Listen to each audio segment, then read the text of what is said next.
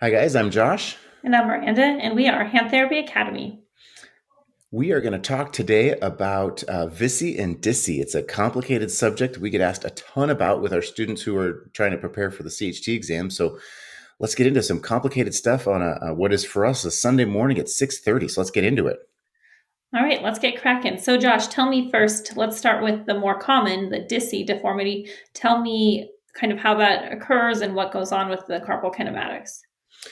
So in a VISI-DISI, the lunate is supposed to be the stable anchor in the center of that proximal carpal row. And when the scapholunate ligament is ruptured or detaches or is injured in some way and loses its stability, the scaphoid, which normally pulls towards flexion, disconnects and it drops forwards.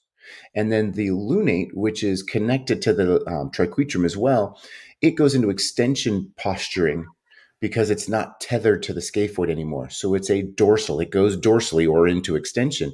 So it's a dorsal intercalated segmental instability. It goes unstably dorsally because it's not tethered to that more volar and flexion posturing scaphoid. Right, and so this is the DISI deformity and how this injury typically occurs. So a scapholunate injury, it typically occurs with a twisting motion. So if you've had your wrist twisted aggressively, that sometimes can cause a SL injury to occur. And we'll see those like functionally. You see those with someone who is maybe detained by the police and they're grabbing on, or opposite, the person who's the police officer is hanging on, and that torque of someone trying to get away twists their wrists. And so that's a common one. Maybe hanging onto the handle of a motorbike and things kind of get out of control and you didn't let go and that twists that wrist also. Yes. So that's DC. Now let's talk about VC or VISI. Okay, less common, but that one is the opposite mechanism. That lunate is tethered to the scaphoid and loses its tether to the triquetrum.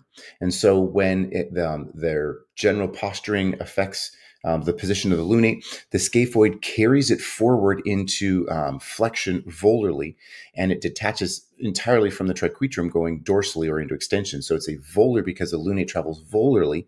So it's a volar intercalated segmental instability. That's a mouthful. Yeah, so determining which way these occur is really just based on the position of the lunate. Would you say that's correct?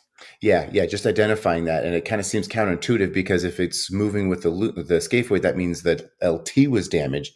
And opposite, if it's moving dorsally, that means the scaphoid was damaged. It's kind of maybe a little counterintuitive, but follow the lunate. Yeah, that's what we say. Follow the lunate, what direction it's going, and then that can help you to determine if it's a VC or DC. And then with the VCs, these typically occur when you're falling backwards on an outstretched hand. So you fall backwards to catch yourself. So your wrist is more in that pronated position as opposed to the supinated position. So we see these on sometimes when people fall maybe out of a chair or, they're falling backwards for whatever reason. Yeah. Reaching back to catch themselves, that palm lands on the ground. You get a little LT injury there, and that scaphoid drops. The lunate drops volarly. So yeah, same concept, just everything in opposite. Yeah. So that is the VC deformity. Yeah. So let's talk about treatment. What would you do for someone who came in with an SL rupture and they have DC, dorsal intercalated segmental instability? Yeah, so for these, we're focusing on the carpal friendly movers. So we're going to be focusing on doing range of motion within the dart thrower's plane. So we know that's very safe. We're going to avoid firing of the ECU because we know that the ECU can actually make the condition worse. And then we're going to be possibly, depending upon their progressing with the dart thrower's motion, doing some isometrics. So doing isometric strengthening of the carpal friendly movers to hopefully you hope stabilize that area. So if it is, say, maybe a grade 1 or grade 2 where it's a smaller tear, those are safer exercises to do, and with the goal of kind of reapproximating the SL together so it can heal. And then also these patients oftentimes will go into a splint where they'll be immobilized and then they'll come out to do the exercises. And so lots of good stuff there, kind of a lot to unpack. We talked about, you mentioned dart thrower's motion. If you don't know what that is, think about the action of literally throwing a dart across the room. It is flexion of the wrist with ulnar deviation and extension of the wrist with radial deviation. And that's because wrist flexion encourages scaphoid flexion, and ulnar deviation encourages scaphoid extension. And so pairing those two together means the scaphoid doesn't actually go anywhere. Same thing, wrist extension and radial deviation have opposite impacts on the scaphoid.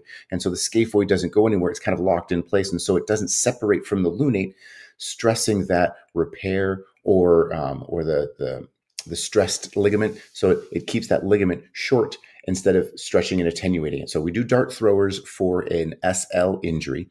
And you talked about friendly and non-friendly muscles for things. We'll get into that in another talk a little bit, but it is good to know that like ECU, I don't want to strengthen that because that's going to encourage rotation of the scaphoid away from the lunate. Right, definitely. So, and then the other thing that I forgot to mention is doing proprioceptive exercises. So we know that these ligaments can sense the stability. So when they sense proprioceptive input. So once they get that input, they tend to tighten because of the proprioceptive input fibers on the ligaments. So doing proprioceptive exercises such as the disc stacker, there's lots of phone apps you can get on your phone to utilize so the patient can do them at home, can also be part of the SL program or SLHEP. Yeah. Lots of proprioceptive stuff, lots of good research showing that doing that wrist stability stuff, sometimes even isometric where you're just doing a light axial load, those kinds of things can really turn on the proprioceptive system and you get good tightening of those ligaments as a result. So yeah, really good for that. Without stressing the wrist. Yeah, very safe exercises to do. And then of course, have your patient, you're always listening to your patient. Is this increasing your pain? Is this helping, so you're getting that subjective input as well from the patient. Yeah. And so let's talk about what we would do to treat an LT ligament injury. What would that look like? Yeah, so in LT, it's the opposite of a dart thrower's motion. So we're going to be doing a reverse dart throwers. So that is sometimes hard for people to grasp, because we're used to doing that dart thrower's motion, but then doing the opposite of that is a little tricky. So you're basically going more into an ulnar deviation with flexion. And then the opposite would be, so when you're going into extension with more of the radial deviation. I think we got that a little bit backwards. So the dart throwers is wrist extension and radial deviation. The reverse dart throwers is wrist extension and ulnar deviation. So it's kind of like putting it in this weird corner thing there. So wrist extension and ulnar deviation, and wrist flexion and radial deviation. And that's really going to load that ECU to go into extension and ulnar deviation at the same time. And the opposite of dart throwers, that is flexion and ulnar. So just change one of the two directions and that gets you the reverse. Super awkward motion. Is that what I said? No, I didn't say that, did I? I'm sorry. It's okay. So, okay. Now, why don't you just say that one more time so everybody can grasp that? Yeah. So let's recap. Dart throwers is wrist flexion and ulnar deviation. That's a very comfortable natural movement, lots of space to do range of motion, and then we come back diagonally or obliquely into wrist extension and radial deviation. If I change one of those two descriptors, and so I do wrist extension, but with ulnar deviation, and wrist flexion with radial deviation. And so that's a really tough movement. There's not a lot of range of motion available there, but it really loads that ECU quite a bit, and that's an LT-friendly movement or LT-friendly tendon. So wrist extension and ulnar deviation and wrist flexion and radial deviation.